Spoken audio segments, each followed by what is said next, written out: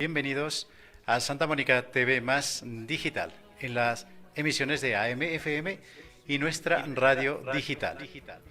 Bienvenidos, vamos a empezar este conversatorio que tenemos con Roma. Vamos a dirigirnos hasta Roma para hablar con Fray Enrique Eguiarte. Él es historiador de Santa Mónica, estudioso e investigador del patrimonio de San Agustín. Vamos a hablar de una mujer que tiene que ver mucho con Roma, en realidad con todo el mundo antiguo, pero sobre todo es muy importante para comprender, para entender la figura de San Agustín. Damos la bienvenida a Fray Enrique Eguiarte, quien está con nosotros desde Roma. Buenas tardes por Roma, bienvenido. Muchas gracias. Buenas tardes y buenos días para ustedes en Perú. No obstante, de pronto la tenemos ya una Mónica casada, una Mónica aparentemente casada por conveniencia, circunstancia que ella sabe llevarla muy bien.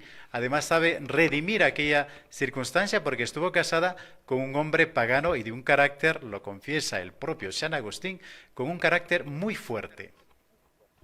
Sí, efectivamente, Santa Mónica, según las costumbres del derecho romano de la época de San Agustín, prohibía el derecho romano que hubiera matrimonios entre personas de diferentes clases sociales. Por lo tanto, Santa Mónica tiene que buscar una persona que sea de su misma clase social, y aunque ella era creyente y era bautizada, finalmente se casa con un hombre que no está bautizado, un hombre que es pagano, que es patricio. Habla San Agustín en sus confesiones, de hecho, nos habla de las cualidades de Mónica, una mujer sencilla, amigable, amiga de todas sus vecinas y además consejera, sabía aconsejarles para superar aquellos problemas que enfrentaban. Por eso sabemos que era una persona muy inteligente que supo saber llevar la situación ante las críticas y ante los problemas de mujeres casadas que enfrentaban ciertamente, pero que supo transformarlas y redimirlas y además supo acercar y reconciliar. Por eso tranquilamente podemos hablar de una Mónica reconciliadora. Así es, San Agustín dentro de las confesiones exalta esta cualidad de Santa Mónica, tenía el don de saber reconciliar las personas que estaban en pleito o que estaban enemistadas entre ellas mismas. Curiosamente, San Agustín nos refiere dentro de las confesiones una anécdota muy particular, como Santa Mónica era poco simpática para su suegra, porque le habían contado algunos chismes de Santa Mónica y cómo Santa Mónica puede reconciliarse, incluso a pesar de las habladurías, a pesar de los chismes que le habían contado a la suegra, ella puede ganarse a la suegra. Por lo tanto, es un don enorme. Nosotros necesitaríamos pedirle a Santa Mónica que nos regalara ese don de aprender a reconciliar, a hacer la paz entre aquellas personas que puedan estar peleadas por chismes o por habladurías. También podemos darnos cuenta de que Mónica era muy cristiana. De hecho, dice que asistía 2 veces al día a la Eucaristía, a la iglesia del pueblo. Este hecho, Fray Enrique, es cierto. Mónica, piadosa, iba siempre cercana a la iglesia, tanto así que iba 2 veces al día a encontrarse con el Señor. Sí, ciertamente. Recordemos que en tiempo de San Agustín, bueno, la misa se celebraba generalmente una vez al día, pero Santa Mónica acudía después en la tarde al templo para orar, sobre todo para presentar esa súplica, tanto por la conversión de su hijo como por la conversión del propio esposo. Por lo tanto, es una mujer muy piadosa, muy devota, que cree en el poder y en la fuerza que tiene la oración. Para presentar a los oyentes, a los televidentes que nos están acompañando en esta mañana, sabemos que el trabajo de Mónica no era fácil. Vamos a contar porque solemos centrar toda la atención en la figura de San Agustín. No obstante, tuvo 2 hermanos. Cuéntenos, Fray Enrique, sobre los hermanos, cómo eran ellos, cuál era su personalidad y de alguna manera está muy ligada a la historia de estos, sobre todo al final, con la vida de San Agustín. Si San Agustín acaba influyendo en toda su familia, sabemos que esa familia de San Agustín estaba conformada por otros 2 hermanos. El hermano se llamaba Navigio, era un hermano que no tenía tal vez todos los dones y todas las cualidades de San Agustín, pero tenía el don, por lo menos, de poder hacer alegrar la vida de la familia. Curiosamente, San Agustín nos presenta la figura de su propio hermano dentro de uno de sus diálogos, los diálogos de Casiciaco, llamado el de Beata Vita. Aparece el hermano Navigio y aparece una imagen muy hermosa de Santa Mónica, porque a veces tenemos la imagen de Santa Mónica como una mujer muy seria, una mujer demasiado sobria, y sin embargo aparece dentro de este diálogo de Beata Vita riéndose ante las ocurrencias y ante las cosas graciosas que dice Navigio. También la hermana de San Agustín, a la que es preciso decir que no conocemos el nombre de esta hermana. La tradición le ha dado el nombre de Perpetua, pero es solamente un nombre tradicional. Desconocemos el nombre y sabemos que esta hermana, cuando se queda viuda, prácticamente también al final de su vida, ella entra monja en un monasterio agustiniano y bueno, estará muy vinculada, como decías, a San Agustín, en ese movimiento monástico agustiniano, masculino y femenino. Decíamos que Mónica es enérgica, usted nos dice, a lo mejor se la pinta muy sobria, ¿verdad? Pero yo la veo un poco más enérgica, que tiene las cosas claras. Me llama la atención esta escena cinematográfica cuando de pronto Agustín escapa de la casa de la madre, se va, toma el barco de hecho, porque en ese tiempo se podía escapar en barco, y se va lejos. La madre no lo duda. Santa Mónica sabe que el hijo se puede perder, que el hijo se ha ido en circunstancias muy sospechosas y de pronto Mónica no lo duda. Toma la decisión y se va detrás del hijo. Sí, ciertamente es una mujer muy valiente. Recordemos que los viajes en tiempo de San Agustín, este viaje de cruzar el mar, atravesar desde Cartago hasta el puerto de Roma, que es el puerto Dios de Antica, que está de aquí donde estoy yo, está muy cerca, está a unos 20 kilómetros. Debe ser un viaje muy azaroso y muy peligroso. Muchos de los barcos que cruzaban, hacían ese viaje, perecían. Curiosamente, el barco en el que iba Santa Mónica estuvo amenazado de naufragar, pero la que salvó el barco, también aquí lo cuenta San Agustín dentro de las confesiones, fue Santa Mónica. Una vez que los marinos habían ya desesperado y veían que la tormenta les estaba ganando y que el barco estaba a punto de hundirse, Santa Mónica les dice a los marinos que ella ha tenido un sueño y que en el sueño le decían que el barco iba a llegar a buen puerto. Y con esas palabras y la forma, sobre todo, como la dijo Santa Mónica, animó de tal manera a los marinos que ellos hicieron un mayor esfuerzo y bueno, finalmente pudieron salir de la tormenta y se salvaron de ella. Y como decías, es una mujer con un carácter dulce, pero a la vez muy masculino, muy fuerte en algunos elementos. San Agustín la presenta como una mujer con un carácter masculino, es decir, un hombre con una mujer con un carácter mucho más varonil que femenino. Hablando de ese carácter varonil que lo has descrito tú, Enrique, me llama la atención la escena que lo describe magistralmente Peter Brown, ese libro bonito llamado Agustín. De pronto vemos a Mónica cercana a la figura de San Ambrosio, el obispo de Milán. De hecho, cuando la corte imperial ha decidido a entregar la basílica a los eunucos de la corte, vamos, el obispo dice, me tienen que ejecutar antes, lo dice San Ambrosio, antes que entregar la basílica. Y curiosamente vemos a esta Mónica que hemos descrito en estos pasajes en casa, en Tagaste, cuando sale detrás del hijo, la vemos plantada, arropada por la figura de San Ambrosio, resistiendo de alguna manera y defendiendo a la basílica. Esta la pinta de cuerpo entero y confirma nuestra teoría, algo que venimos diciendo, Fray Enrique, que tenía una personalidad seria, dura, enérgica y que tenía las cosas muy, pero muy claras.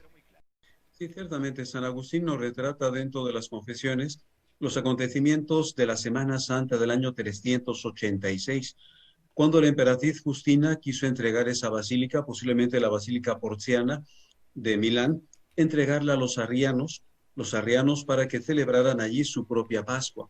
Y como San Ambrosio, que era un hombre, un obispo también, que tenía las cosas igual que Santa Mónica, sumamente claras, le dice a la emperatriz que si quiere la basílica, que venga por ella, pero que él iba a estar dentro de la basílica, ocupándola con los fieles. Y entre los fieles que van arropando al obispo para darle un poco de apoyo está Santa Mónica. Y ella y otros fieles noche y día ocupan la basílica para impedir que todos estos enviados del emperador puedan tomar posesión de la basílica. Por lo tanto, Santa Mónica es presentada de esa manera como una mujer que tiene las cosas claras, que arriesga incluso su vida. Sabemos que el emperador mandó tropas para rodear la basílica y ejercer una presión psicológica sobre las personas. Sabemos que ese acontecimiento va a tener un final glorioso para San Ambrosio y glorioso para quienes estaban dentro de la basílica, porque San Ambrosio descubre los cuerpos de dos mártires, San Protasio y San Gervasio, Y entonces, claro, saca los cuerpos gloriosamente de la basílica y toda la gente quiere venerar los cuerpos de estos dos mártires y el ejército se retira sin haber hecho ninguna cosa, ningún daño a ninguna persona. Por lo tanto, es una de las grandes victorias de San Ambrosio, donde estuvo presente Santa Mónica, colaborando con ese obispo de Milán.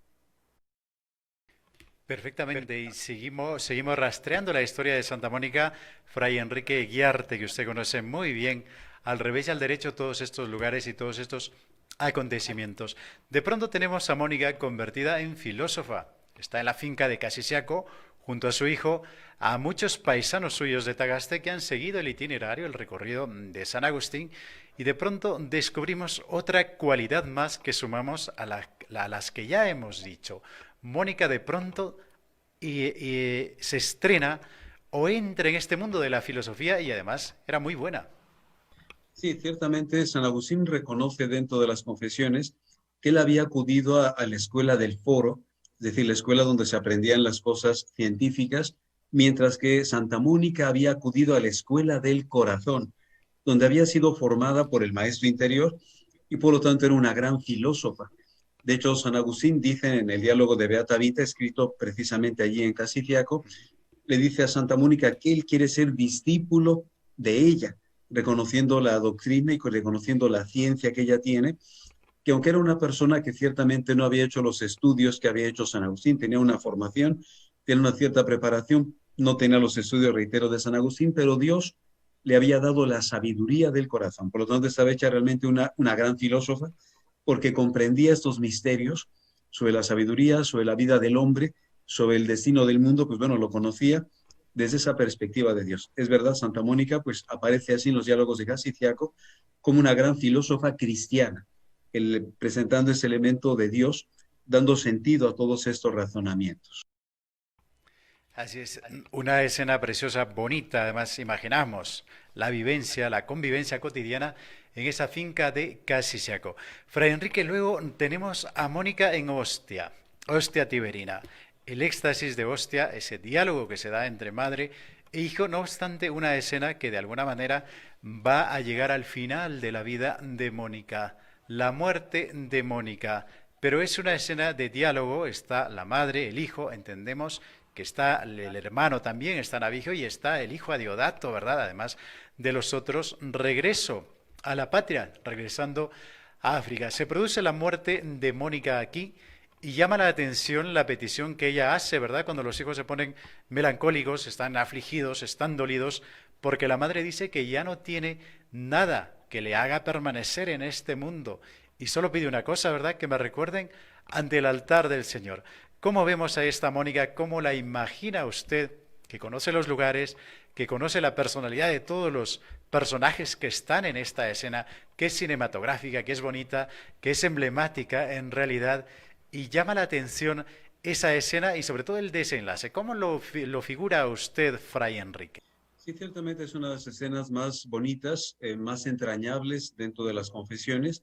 Ciertamente en la casa están todos estos paisanos de San Agustín, está el hijo Adeodato, está también Alipio y están todos los demás que acompañarán a San Agustín en ese regreso hacia la patria, pero están solos en ese momento en una ventana que daba al jardín, elemento que lo hace todavía más cinematográfico. Están, digamos, en un balcón, el hijo y la madre solos, tal y como lo coloca San Agustín en ese momento para el éxtasis de Ostia, donde pueden tocar por un instante, como dice San Agustín, ese misterio de Dios.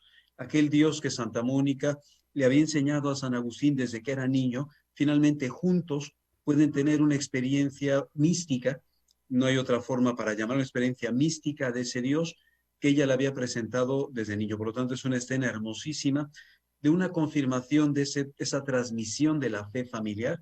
La fe de Mónica que había enseñado al hijo finalmente es confirmada por esa experiencia. También ciertamente Santa Mónica, como nos cuenta en las confesiones San Agustín, pocos días después de esta experiencia, pues se enferma. Exactamente no sabemos de qué es. San Agustín describe pues unas fiebres. Recordemos que la medicina en tiempo de San Agustín pues era muy limitada, no tenían todo el conocimiento que tenemos nosotros en la actualidad. Santa Mónica enferma y como decías, les pide a los hijos, le pide a Navigio y a San Agustín que no se lleven su cuerpo. Petición que a nosotros nos ha permitido que el cuerpo de Santa Mónica llegue hasta nosotros.